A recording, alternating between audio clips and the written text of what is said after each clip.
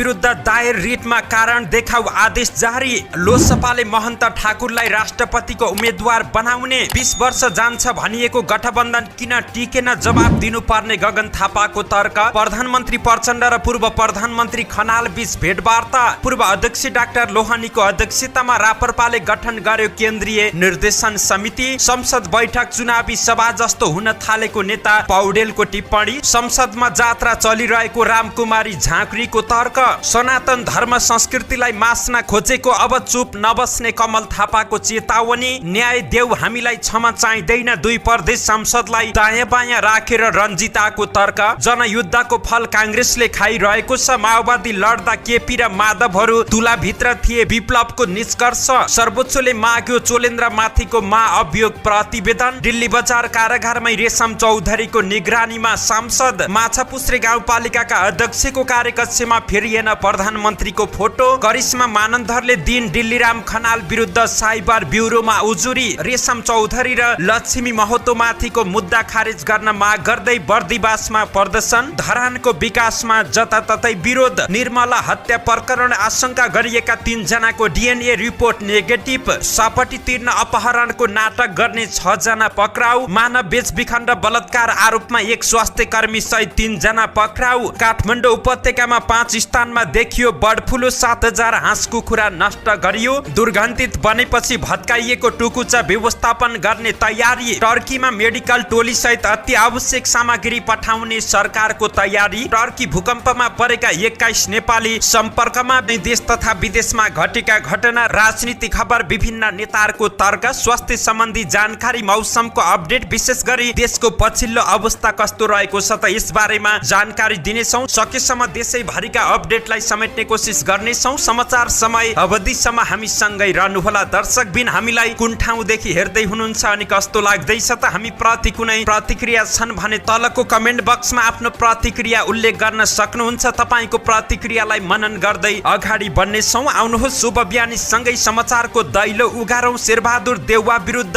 दायर रिटमा कारण देखाउ आदेश जारीको प्रसङ्गबाट।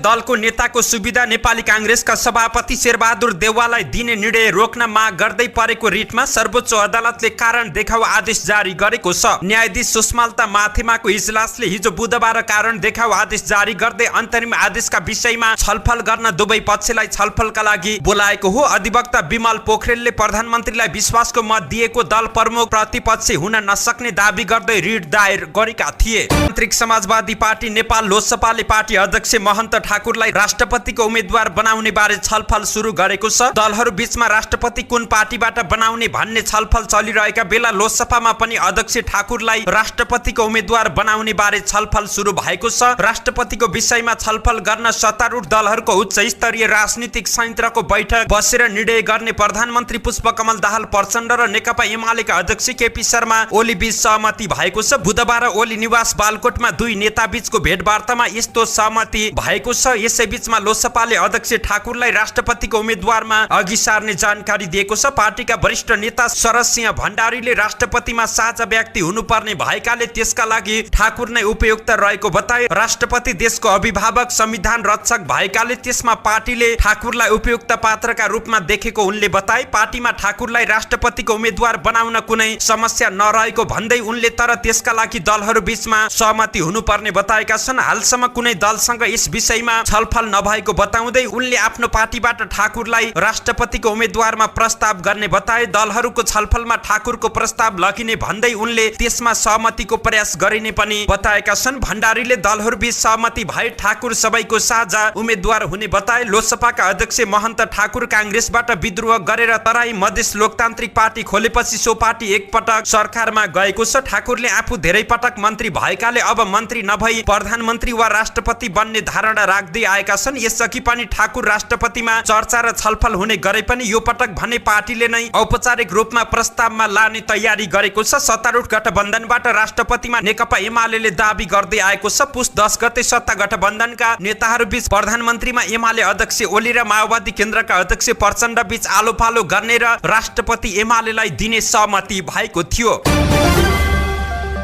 नेपाली कांग्रेसका महामन्त्री गगन थापाले राष्ट्रपति उम्मेद्वारमा आफूहरूले प्रस्ताव गरेको उम्मेद्वार जिताउन लागि पर्ने बताएका छन्। उनले नेकपा एमाले प्रस्ताव गरेको राष्ट्रपति उम्मेद्वारलाई हराउन लाग्ने बताए। लुकाउने कुरा छैन, हामी नेकपा एमाले प्रस्ताव गरेको राष्ट्रपति उम्मेद्वारलाई हराउँछौं, हराएरै छाड्छौं। काठमाडौँमा बुधबार भएको आजको नेपाली राजनीति र लोकतान्त्रिक संस्कारको सवाल विषयक विचार गोष्ठीमा बोल्दै थापाले भने, हामीले भनेको उम्मेद्वार जिताउने कोसिसमा रहेका छौं, मत माग्ने छौं। राष्ट्रपति को हुने भन्दा पनि संविधान दुर्घटनातर्फ जान्छ कि भन्ने डर कांग्रेस भित्र रहेको उनले तर्क दिएका छन्। हिजोको राष्ट्रपतिहरूको भूमिकाका कारण डर पसेको छ उनले भने। त्यो डरबाट हामी मुक्त हुन चाहन्छौं। नेकपा एमाले आफ्नो कार्यकर्तालाई राष्ट्रपति बनायो भने त्यसलाई सम्माननीय कठपुतली राष्ट्रपति भने हुने थापाको तर्क रहेको छ। त्यसले बिस्तारै समानान्तर शक्तिको अभ्यास गर्छ। बालुवाटार र शीतल निवासले कार्यकारी अधिकारी प्रयोग गर्दा संविधान दुर्घटनातिर जान्छ। त्यो डरका कारण हामीले एमाले गरेको उम्मेद्वारलाई हराउने छौं। प्रमुख प्रतिपक्षी दल नेपाली कांग्रेसका महामन्त्री एवं सांसद गगन थापाले लाखौं मतदाताले भोट दिएको लोकतान्त्रिक वाम गठबन्धन किन जोगिएन भन्ने प्रश्नको जवाब दिनुपर्ने बताएका छन्। बुधबार काठमाडौँमा आयोजित कार्यक्रममा उनले 15-20 वर्ष जान्छ भनेर बनाइएको गठबन्धन 5 वर्ष पनि टिकाउन नसकिएको बारे जनतालाई जवाब दिनुपर्ने बताएका छन्। नेकपा एमाले गएको पुस 10 गते दिउँसो 3 बजेसम्म हस्ताक्षर लिएर आउने र कांग्रेससँग मिलेर सरकार बनाउने भनेको पनि उनले बताएका छन्। तर कांग्रेसलाई जस्तै एमाले नेकपा माओवादी केन्द्रलाई पनि आश्वासन दिएर ढाँट्ने काम गरेको उनको भनाइ रहेको छ। नेकपा एकीकृत समाजवादीका सम्मानित नेता झलनाथ खनालले प्रधानमन्त्री पुष्पकमल दाहाल प्रचण्डसँग भेटवार्ता गरेका छन्। हिजो बुधबार बेलुका प्रधानमन्त्री प्रचण्ड र खनाल बीच प्रधानमन्त्रीको सरकारी निवास बालुवाटारमा झण्डै 1 घण्टा भेटवार्ता भएको हो। भेटवार्ताका क्रममा दुई नेताबीच समसामयिक राजनीतिका बारेमा कुराकानी भएको नेता खनालको सचिवालयले जानकारी दिएको छ। भेटमा राष्ट्रपति र उपराष्ट्रपतिको निर्वाचन बारे कुराकानी भएको बुझिएको छ। साथै प्रधानमन्त्रीले एकीकृत समाजवादीलाई सरकारमा सहभागी हुन पनि आग्रह गरेको बुझिएको छ। फागुन 25 गते हुने राष्ट्रपतिको निर्वाचनमा कांग्रेस र एमाले आफ्नै उम्मेद्वार उठाउने बताएका छन्। प्रधानमन्त्री प्रचण्डले भने राष्ट्रपतिमा राष्ट्रिय सहमति कायम गर्नुपर्ने पक्षमा रहेका छन्। खनाल यसअघि राष्ट्रपतिको उम्मेद्वारका रूपमा चर्चामा रहेका थिए।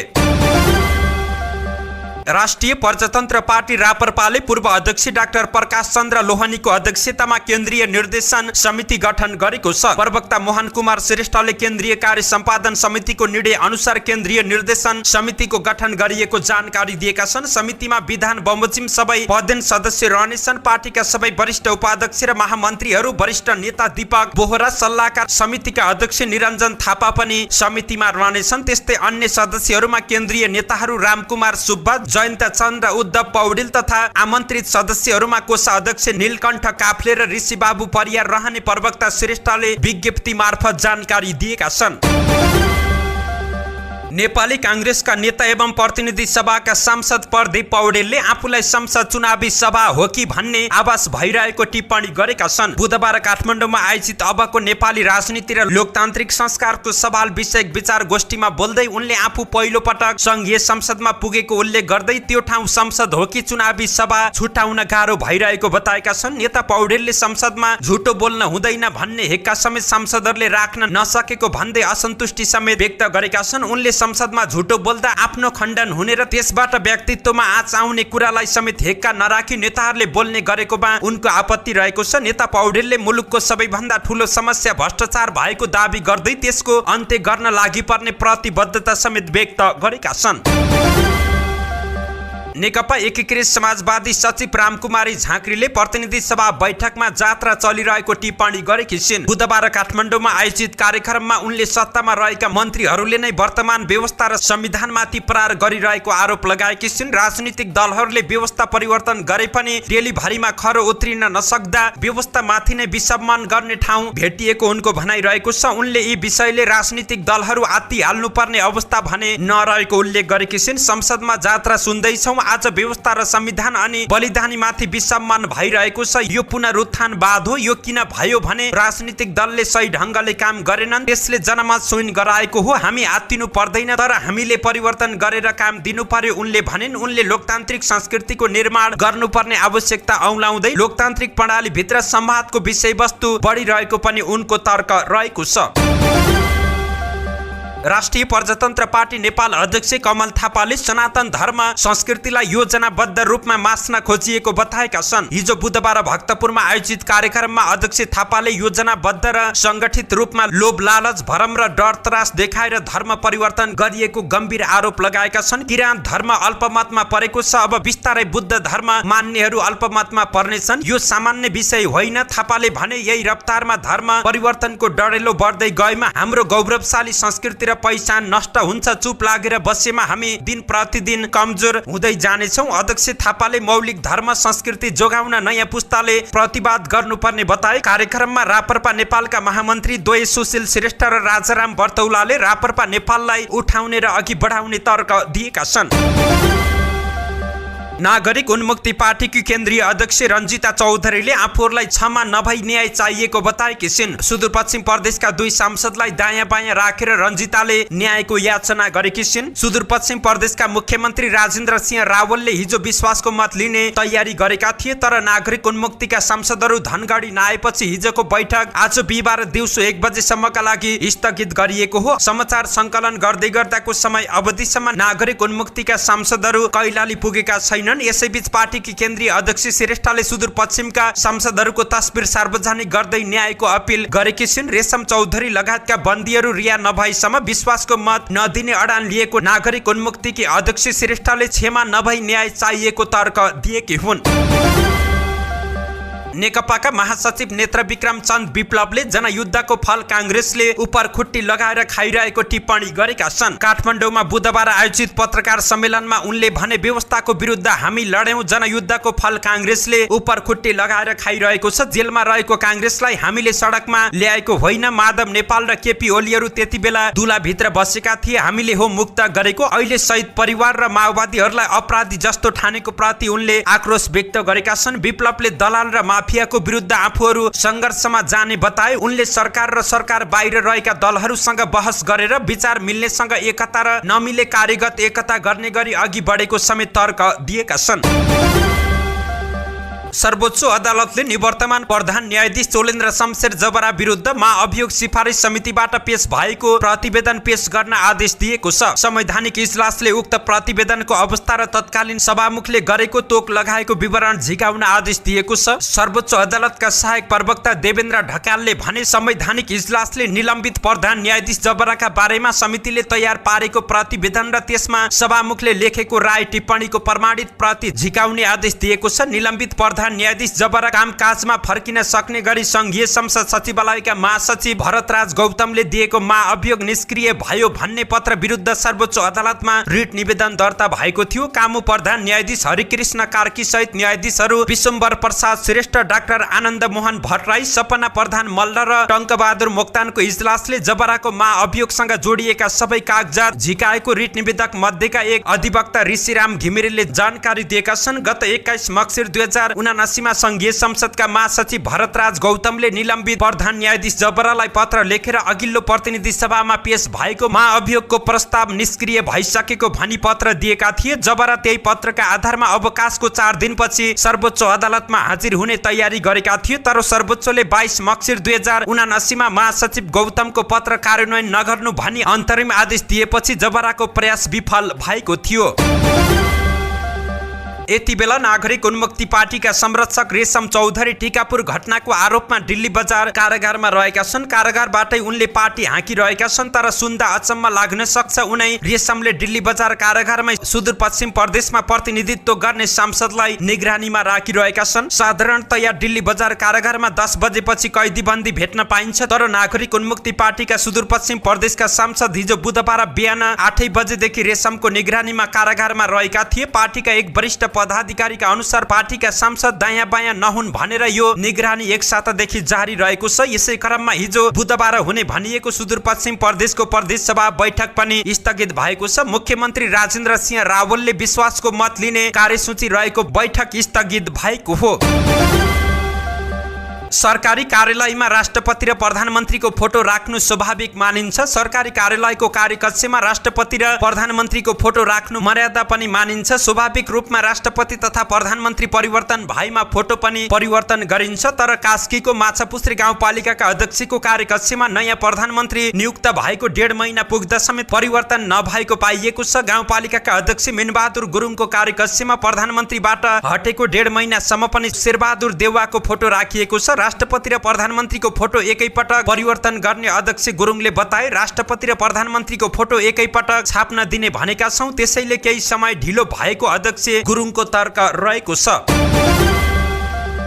अभिनेत्री करिश्मा मानन्धरले आफ्नो मानमर्दन हुने गरी युट्युबमा अन्तर्वार्ता दिएको भन्दै डिल्लीराम खनाल विरुद्ध नेपाल प्रहरीको साइबर ब्युरोमा उजुरी दिएकी छिन्। ब्युरोका प्रवक्ता पशुपति कुमार रायका अनुसार करिश्माले दिएको उजुरी मंगलबार दर्ता भएको छ। विद्युतीय कारोबार ऐन 2063 को दफा 47 अनुसार कारबाहीको माग गर्दै करिश्माले उजुरी दिएको प्रवक्ता रायले जानकारी दिएका छन्। करिश्माले फेसबुक मार्फत पनि उजुरी दिएको जानकारी गराएका छन्। युट्युबमा विभिन्न अन्तर्वार्ता दिएर भाइरल बनिरहेका खनालले करिश्मा लिभिङ टुगेदर बसेको भन्दै युट्युबमा अन्तर्वार्ता दिएका थिए। उनको यो अभिव्यक्ति अहिले टिकटकमा समेत भाइरल बनिरहेको छ।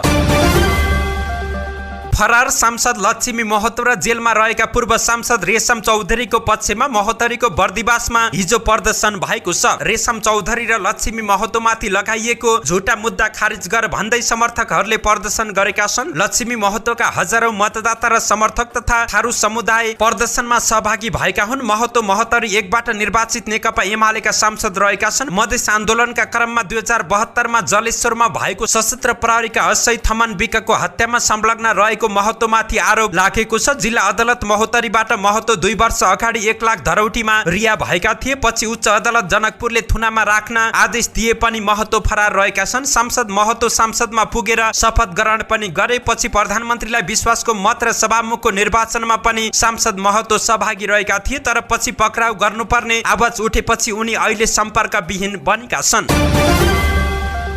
सुनसरीको धरान उपमहानगरपालिकाको विकास निर्माणको काममा जतासुकै विरोध हुन थालेको छ। संघ प्रदेश र स्थानीय सरकारले सञ्चालन गरेका विकास निर्माणका सबै काममा जताततै विरोध हुन थालेपछि धरानको विकास निर्माणमा अवरोध हुन थालेको छ। कुनै समय देशकै उत्कृष्ट सहरको उपाधि पाएको धरान पछिल्लो समय राजनीतिक खिचातानीका कारण ओझेलमा परेको छ। शिक्षा र स्वास्थ्य क्षेत्रमा समेत अब्बल मानिने निर्वाचन जनप्रतिनिधिहरूले समेत धरानको विकासमा सकारात्मक भूमिका खेल्न सकेका छैनन्। धरानमा मालपोत र नापी कार्यालय सार्ने विषयमा समेत विरोध भएको छ। धरान 16 मा रहेको भाडाको घरबाट धरान 6 पानबारीमा निर्माण सम्पन्न भएको आफ्नै कार्यालयमा मालपोत र नापी कार्यालय सार्न विभिन्न राजनीतिक दल र बिचौलियाहरूले विरोध गरेका छन्। संघीय लिम्बुवान मञ्च नेपालले धरानको 16 नम्बरबाट धरान 6 मा मालपोत र नापी कार्यालय सारिए आन्दोलन गर्ने चेतावनी दिएको छ। पार्टीका सुनसरी अध्यक्ष अमर इजमले बिचौलियाहरूले पानबारीको जग्गा प्लटिङ गर्ने उद्देश्यले आर्थिक लेनदेन गरी मालपोत अन्यत्र सार्न लागिएकाले विरोध गरिएको जानकारी दिएका छन्। त्यस्तै निर्माणाधीन धरानको नयाँ बस पार्क निर्माणमा समेत केही राजनीतिक दल र व्यक्ति अवरोधमा उत्रिएका छन्। नयाँ बस पार्क निर्माणमा राष्ट्रिय स्वतन्त्र पार्टीका नेत्री गोमा तमाङ लगायतले बस पार्क वरपरको जग्गा नगरपालिकाका कर्मचारीले खरिद गरेर स्थानीयलाई अन्याय गरेको आरोप लगाएकी छिन्। उनले नयाँ बस पार्कको विवाद समाधान गर्न र बस पार्क वरपर जग्गा खरिद गर्ने कर्मचारीलाई कारबाही हुनुपर्ने बताइन्। त्यस्तै धरानमा 6 लेन सडक निर्माणमा पनि स्थानीयले अवरोध गरेका छन्। धरानको 3 कुनेदेखि बेस क्याम्प सम्मको सडक निर्माणमा स्थानीयले विरोध गर्दा सडक निर्माणको काम अगाडि बढ्न सकेको छैन। सडक निर्माण नहुँदा धरानको मुख्य बजार क्षेत्र साँगुरो र अव्यवस्थित पार्किङले यातायातका साधन सञ्चालनमा गम्भीर समस्या भएको जिल्ला ट्राफिक प्रहरी कार्यालय सुनसरीका प्रमुख प्रहरी निरीक्षक श्याम कुमार बस्नेतले जानकारी दिएका छन्। त्यसो त धरानमा संघ र प्रदेश एक सरकारले गर्ने विकास निर्माणमा काम आफू खुसी नगर्न धरानका मेयर हर्क साम्पाङले चेतावनी समेत दिएका छन्। उनले संघ र प्रदेश सरकारलाई धरानको 20वटै वडामा बजेट विनियोजन गरेर विकास निर्माणका काम गर्दा उपमहानगरपालिकाबाट स्वीकृति लिनुपर्ने बताएका छन्। मेयर साम्पाङले धरानको 3 कुनेमा प्रदेश वन कार्यालयको भवन निर्माणमा समेत विरोध जनाएका छन्।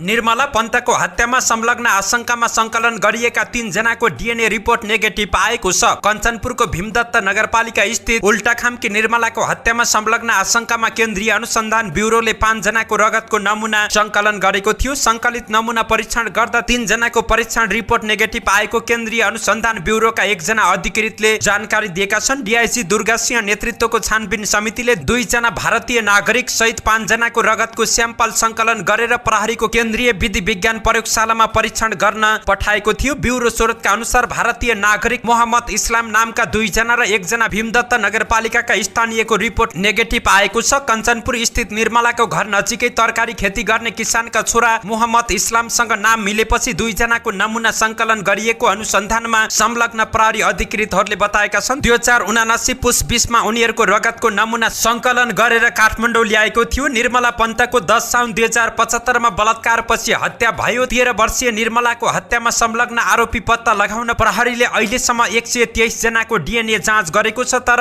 DNA म्याच नहुँदा अनुसन्धानको नतिजा शून्य रहेको छ। DIC सिंह नेतृत्वको पछिल्लो समितिले DNA जाँच गर्न 5 जनाको रगतको स्याम्पल संकलन गरेको थियो। ती मध्ये 2 जनाको रिपोर्ट आएको छैन। पोखरामा यतिहेरको विमान दुर्घटनामा ज्यान गुमाएकाहरूको DNA परीक्षण गर्नु परेको हुनाले केन्द्रीय विधि विज्ञान प्रयोगशालाले 2 जनाको परीक्षण रिपोर्ट दिन सकेको छैन। आरोपी पहिचान नहुँदासम्म CIB ले अनुसन्धान जारी राख्ने SP थापाले बताएका छन्।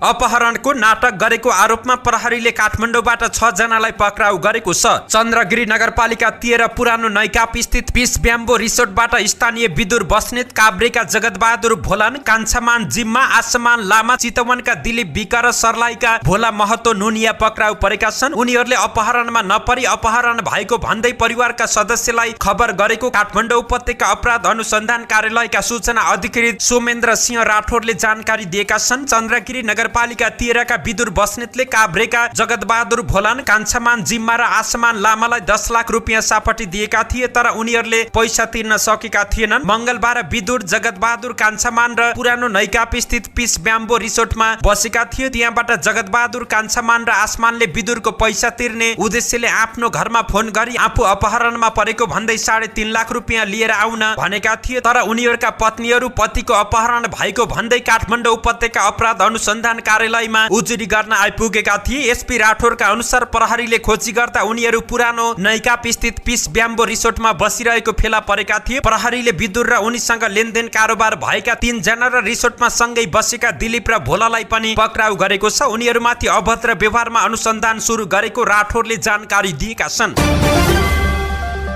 जिल्ला प्रहरी कार्यालय उदयपुरले एक 14 वर्षीय बालिकालाई बलात्कार गरेको र मानव बेचबिखनमा संलग्न भएको आरोपमा एक स्वास्थ्य कर्मी सहित 2 महिलालाई पक्राउ गरी मुद्दा चलाएको छ। जिल्ला प्रहरी कार्यालय उदयपुरका प्रमुख ज्ञानेन्द्र फुयालका अनुसार बालिकालाई ललाई फकाई होटेलमा लगेर बलात्कार गरेको कसुरमा जिल्ला स्वास्थ्य कार्यालय उदयपुरका स्वास्थ्य कर्मी तथा अहेब राजीव कुमार यादव पक्राउ परेका छन्। यादवसँगै बालिका बलात्कारमा सहयोग गर्ने गाईघाटका 19 वर्षीय सूचना राई र अर्का 48 वर्षीय तीर्थमाया तमाङलाई पनि पक्राउ गरिएको छ। अनुसन्धानपछि म्याद थप गरेर अहेब यादवलाई बलात्कार र मानव बेचबिखन तथा 2 महिलालाई मानव बेचबिखन सम्बन्धी मुद्दा दर्ता गरिएको जिल्ला प्रहरी कार्यालय उदयपुरले जानकारी दिएको छ। खोटाङ घर भई उदयपुरको गाईघाटमा डेरा गरी बस्दै आएकी कक्षा 8 मा अध्ययनरत बालिकालाई अहेब यादवले 2 महिलाको सहयोगमा 2 साता अगाडि गाईघाट स्थित एक होटेलमा बलात्कार गरेका थिए। बालिका बलात्कृत भएको र अन्यत्र लाने तयारी समेत गरेको भन्ने सूचना पाएपछि प्रहरीले आइतबार 3 जना अभियुक्तलाई पक्राउ गरेको प्रहरीले जानकारी दिएको छ। उनीहरूमाथि लागेको आरोपबारे थप अनुसन्धानका लागि मंगलबार म्याद थप गरेर मुद्दा दर्ता गरिएको जिल्ला प्रहरी कार्यालय उदयपुरले जानकारी दिएको छ। पीडित बालिकाको स्वास्थ्य परीक्षणपछि अहिले सेफ हाउसमा राखिएको प्रहरीले जानकारी दिएको छ। काठमाडौँ उपत्यका भित्र 5 ठाउँमा हाँस कुखुरामा बर्ड फ्लू संक्रमण H5N1 पुष्टि भएको छ। ललितपुरको खुमलटार, काठमाडौँको शङ्खमुल, तारकेश्वरको वडा नम्बर 1 र 7, नागार्जुनको वडा नम्बर 6 तथा भक्तपुरको चाँगु नारायणमा संक्रमण पुष्टि भएको छ। पशु सेवा विभागका सूचना अधिकारी डाक्टर चन्द्रका अनुसार माघ 15 गते पहिलो पटक खुमलटार स्थित नेपाल कृषि अनुसन्धान परिषद नार्कमा अनुसन्धानका लागि राखिएको एउटा पंक्षीमा बर्ड फ्लू पुष्टि भएको थियो। नार्क सहित मंगलबारसम्म बर्ड फ्लू देखिएका स्थानमा पालिएका 6718 वटा हाँस कुखुरा, 10248 अन्डा र 550 केजी दाना नष्ट गरिएको छ। काठमाडौँ महानगरपालिकाका मेयर बालेन्द्र शाह बालेन नेतृत्वले भत्काएको टुकुचा व्यवस्थापनका लागि तयारी थालिएको छ। जमिनमाथि दुर्गन्धित ढल बग्न नहुने भन्दै महानगरले व्यवस्थापनको तयारी थालेको छ। महानगरका पूर्वाधार सल्लाहकार सुनिल लम्सालले खाल्डो खनिएको ठाउँ व्यवस्थापन गर्ने तयारी भएको बताए। टुकुचा उत्खनन गरिएको होइन, खोलाको ट्र्याक खोजिएको हो। अब सो क्षेत्रमा त्यसै ढल बग्न दिनु भएन, त्यसको व्यवस्थापन गर्छौं उनले भने। गत साउन 12 गते महानगरले 35 दिने सूचना जारी गर्दै टुकुचा अतिक्रमण गरेर बनाइएका संरचनाहरू हटाउन अल्टिमेटम जारी गरेको थियो। त्यसपछि भदौदेखि टुकुचा खोज्ने काम सुरु गरेको थियो। टुकुचा वरपर 4 मिटर कायम गर्ने र टुकुचालाई खुल्ला रूपमा बग्न दिने महानगरको योजना रहेको थियो। अहिले पनि सो योजना कायमै रहेको महानगरले जानकारी दिएको छ। मेयर बालेनको निर्देशनमा टुकुचामाथि बनेका घरहरू भत्काउने अभियान चलाएपछि टुकुचामाथि पर्ने 21 घर धनीहरूले उच्च अदालत पाटनमा महानगरलाई विपक्षी बनाएर मुद्दा हालेका थिए। रिट निवेदकहरूले वैध रूपमा नै जग्गा जमिन खरिद गरी संरचना खडा गरेको हुँदा ती संरचनाहरू नभत्काउन माग गरेका थिए। त्यसपछि अदालतबाट स्टे अर्डर जारी हुँदा टुकुचा उत्खनन कार्य रोकिएको थियो। हाल महानगरले खोतलेको टुकुचा अल्पत्र परेको छ। जमिनमाथि ढल आएर दुर्गन्धित बनेको छ भने सडक फुटपाथको जमिन भाँसिँदै गएको छ। टर्कीमा गएको विनाशकारी भूकम्पबाट प्रभावितको उद्धार, राहत र पुनः स्थापनाका लागि नेपाल सरकारले मेडिकल टिम र अत्यावश्यक सामग्री पठाउने भएको छ। हिजो बुधबार दिउँसो प्रधानमन्त्री तथा मन्त्री परिषदको कार्यालयमा बसेको राष्ट्रिय विपद जोखिम न्यूनीकरण तथा व्यवस्थापन राष्ट्रिय परिषदको 10औं बैठकले उक्त निर्णय गरेको छ। बैठकमा प्रधानमन्त्री पुष्पकमल दाहाल प्रचण्डले टर्की नेपालको असल मित्र राष्ट्र भएकाले नेपालका तर्फबाट सम्भव भएसम्म सहयोग गर्नुपर्ने बताए। उनले भने नेपाल हाम्रो असल मित्र राष्ट्र हिजो हामीलाई अप्ठ्यारो पर्दा टर्की सरकारले सहयोग गरेको हो। टर्की सरकारको दुःखमा हामीले सहयोग गर्नुपर्छ। त्यसैले छिटोभन्दा छिटो टोली र प्राविधिक सामान पठाएर हामीले सहयोग गर्नेछौँ। टर्कीको भूकम्प प्रभावित क्षेत्रमा रहेका 21 जना नेपाली सम्पर्कमा आएका छन्। टर्की समेत हेर्ने पाकिस्तान स्थित नेपाली दूतावासका अनुसार भूकम्प प्रभावित टर्कीमा रहेका 21 जना नेपाली दूतावासको सम्पर्कमा आएका छन्। दूतावासका अनुसार सम्पर्कमा आएका 21 जना सकुशल रहेका छन्। अहिलेसम्म भूकम्पमा परेर नेपाली हताहत भएको खबर छैन, दूतावासले भन्यो। दूतावासको सम्पर्कमा आएका 21 जना मध्ये 2 जना नेपाली सुरक्षित स्थान खोज्दै टर्कीको राजधानी अंकारा सहर पुगेका छन्। सम्पर्कमा आएका नेपाली मध्ये 6 जना कामदार हुन् भने बाँकी विद्यार्थी रहेका छन्। भूकम्पले गर्दा कतिपय स्थानमा सडक र सञ्चार सम्पर्क समेत विच्छेद भएको छ। सबै ठाउँमा सञ्चार सम्पर्क हुन सकिरहेको छैन। दूतावासका एक कर्मचारीले कुराकानी गर्दै भूकम्पग्रस्त क्षेत्रमा अरू पनि नेपाली हुन सक्ने बताए। सडक र सञ्चार सम्पर्क स्थापित हुने बित्तिकै सम्पर्कमा आएका नेपालीलाई उद्धार गरेर टर्कीको राजधानी अंकारा पठाउने तयारी भइरहेको पौडेलले जानकारी दिएका छन्। बेलुनको विषयलाई लिएर अमेरिका र चीन बीच तनाव बढेको छ। चीनले आफू विरुद्ध जासुसी गर्न आफ्नो आकाशमा बेलुन उडाएको भन्दै अमेरिकाले गत शनिबार त्यसलाई बलपूर्वक खसालेपछि विवाद बढेको छ। वाशिंटन स्थित चीनिया दूतावासका कार्यवाहक राजदूत सु सुयुवानले बेजिङको निर्देशन अनुसार अमेरिकी विदेश मन्त्रालय र व्हाइट हाउसको राष्ट्रिय सुरक्षा परिषदका वरिष्ठ अधिकारीलाई हिजो भेटेर बेलुन खसालिएकोमा कडा आपत्ति जनाएका छन्। वायुको वेग र बहावका कारण अनपेक्षित रूपमा मानवरहित वायुयान अमेरिकी आकाशमा प्रवेश गरेको स्वीकार गर्दै चीनले त्यस सम्बन्धमा अमेरिकी पक्षलाई समयमै बारम्बार जानकारी गराउँदा समेत त्यसलाई अमेरिकी पक्षले उपेक्षा गरेर बलपूर्वक बेलुन खसालेकोमा खेद प्रकट गरेको छ। चीनिया कूटनीतिज्ञले भेट गरेका अमेरिकी अधिकारी बारे जानकारी नदिए पनि उनले अमेरिकालाई शान्त र संयमित भएर व्यावसायिक ढंगले परिस्थिति सम्हाल्न आग्रह गरेका छन्। उनले परिस्थितिलाई थप जटिल नबनाउन पनि सम्बद्ध अधिकारीहरूलाई आह्वान गरेका छन्। आवश्यक परे अमेरिकालाई चीनले थप जवाब दिने पनि उनले बताएका छन्। यद्यपि कस्तो जवाब भन्ने बारेमा केही स्पष्ट भएको छैन। यसअघि चीनले बेलुन घटना चीनलाई बदनाम गर्ने बहानाका रूपमा प्रयोग गरिएको बताएको थियो। मौसम विज्ञान सम्बन्धी सूचना संकलन गर्न नागरिक स्तरमा उडाइएको उक्त बेलुन वायु बलका कारण काबु बाहिर हुँदा अमेरिकी आकाशमा पुगेको बेजिङले स्पष्ट पारेको थियो। धन्यवाद। यस्तै ताजा समाचारको लागि नेपाल पोस्ट हेर्दै गर्नुहोला।